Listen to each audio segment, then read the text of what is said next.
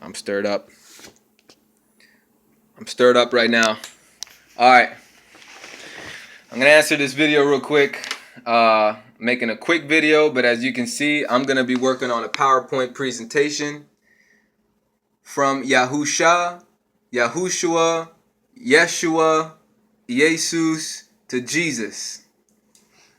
The progressive destruction of the name of our Messiah.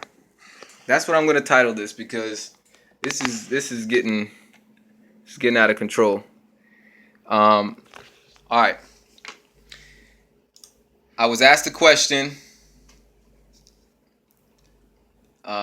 regarding the name, and I'm going to say right off the bat, I'm going to make an apology for making a statement that was false, and that was that the name Yeshua was never a name in the scriptures. It was always a word, which means salvation. Okay? I was wrong. That is not true. And I appreciate Shanti Doc for giving me some scripture, because that's all I've been looking for. I've been kicked off of Messianic Facebook pages. I've been kicked out of Messianic group pages, all because of this issue. I would simply ask, can you please show me when the name Yeshua is ever used as a name in the scriptures? Please show me a text. I haven't seen it yet, and nobody will show me. Everyone would show me H3444, which is the word salvation. And that to me wasn't an appropriate answer, because it's just a word.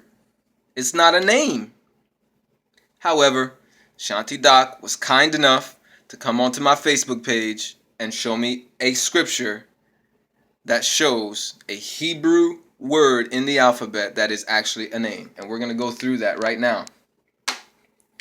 She went to Ezra chapter 5. And I'm using Blue Letter Bible. Oh, real quick, let me do a little quick introduction real quick. First of all, I want to say this. Don't let anyone tell you that you need to learn the linguistics of Hebrew to figure out the true name of the Father and the Son. Don't let anyone tell you that. That's a lie. That's a lie that's meant to slow you down, to keep you in the dark for a longer period of time, and then eventually to make you submit under the authority of people who have created linguistic rules that came 1,000 years after the Messiah walked on the planet. And that's over 5,000 years after the language was being penned down on paper. Okay, so you don't have to know the ins and the outs nowadays. Now, if we were living in the days where there was no internet, there were no Strong's Concordances that we can get our hands on, you know, back in the days when most people were in the dark and they were under the mercy of learnt scholars, philosophers, linguistics, teachers, pastors, preachers. Back in those days, I want to say there was more mercy, because the normal common people like us who have a real job, who actually work every day and don't study the linguistics in scripture, we're under the mercy of the ones who taught the linguistics in scripture and Hebrew.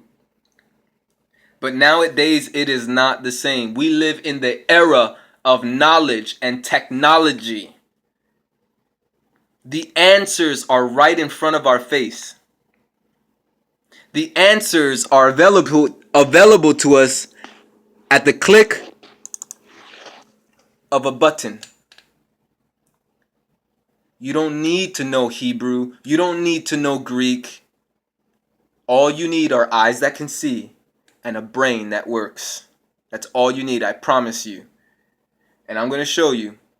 Secondly, let me say this. I'm not knocking those who know the linguistics of Hebrew. I have much respect for them. And obviously, I have respect for them if I'm reading their material. BlueLetterBible.com is a Christian website that respects and honors Jewish Hebrew linguistics. BlueLetterBible.com is a website that honors or BlueLetterBible.org, is a website that honors the Masoretic text. which came around 1000 AD, 1,000 years after the Messiah walked on the planet. And they added the vowel points to help us identify and distinguish between words that have the same consonants. And that's all well and good. And that is very appropriate. And I think it's very appropriate. Okay? However, I don't believe it's appropriate when it comes to names. We are supposed to be trying to stay as, whenever you're transliterating, actually, you're not supposed to translate a name. You're supposed to transliterate it. And when you transliterate a name, you're supposed to be staying as close to the original, as genuine to the original and pure to the original as possible.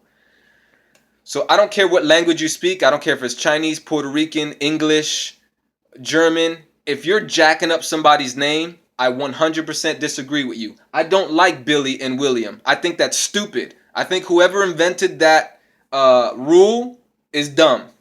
I think it's dumb. I think if a person's name is William, his nickname, his short name should be Will. It's just that simple. Why are you going to add a B? So that's just me. That's just devoted to Yah. That's just me. Okay? But this is the common sense that I'm going into the Hebrew language with. If I know that the scripture says, all those who call upon my name shall be delivered. All who call upon the name of Yahuwah, that's what I believe his name is, shall be delivered. I take that very seriously. In the book of Proverbs, when it says, who shall ascend into the heaven? What is the Father's name and what is the Son's name, if you know it? These are very serious things to me. If the Father says, do not blaspheme my name, do not make my name nothing, bring my name to naught, I take that very seriously. When in the Brit Hadashah, the New Testament, it says, all who call upon the name of the Messiah shall be saved, I scratch my head now, and I have to make sense of this. Because if the Tanakh is telling me, and the Torah tells me, that Yahuwah is the name I'm to call upon to be delivered, then I need to make sure that whoever the Messiah's name is needs to be lining up with who the Father is, because they need to be one and the same. Because if I'm calling upon two different people to be saved, now there's a problem. And I have a problem with that. So, yes, I'm angry right now, but I'm not bashing Shanti Doc. I'm not bashing you. I'm not hating you right now. I'm just very zealous right now. I'm very zealous. I'm very zealous for the name of the Father and the name of the Son. And I was this close last night to writing a Facebook post repenting for bashing the name Yeshua, or not accepting the name Yeshua as a possible name of the Messiah.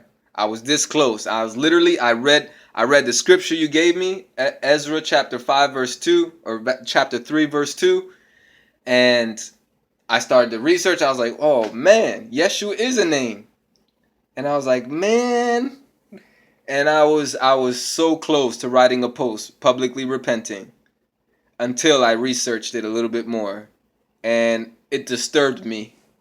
It disturbed me. I'm very disturbed by what has happened throughout history. I'm very disturbed by how people monkeyed with scripture right in front of our face. But again, it's right in front of our face. So I feel like if you can't get this, nothing, only Yahuwah could open our eyes to this. But it's right in front of our face, and I'm going to show you an example how I come to this conclusion. Okay, so let's go to Ezra. Ezra chapter 3, okay, and I was shown chapter 3 verse 2. Click on it right here. As you see, it shows you the Masoretic text. You have the option of taking out the vowel points right here. Bam, bam. All right, and I'm probably not going to be able to finish this video in enough time.